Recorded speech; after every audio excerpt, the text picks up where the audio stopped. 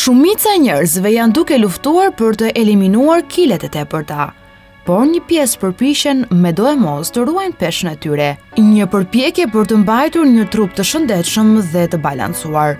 Ju ndodh shpesh të shmangni mëngjesin dhe të përpiqeni ta zëvendësoni atë në orët e pasdites. Kështu, i drejtoheni furrës më të afërt apo ushqimit më të shpejt që ju gjendet në kuzhinë.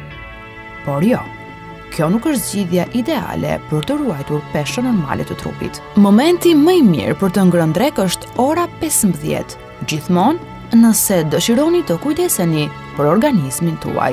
Kjo është publikuar në revistën American Journal Clinical Nutrition, bazuar në faktin se uria kontrollohet deri në këtë orë, dhe sa më vonë të hani, aq më mirë është për ju.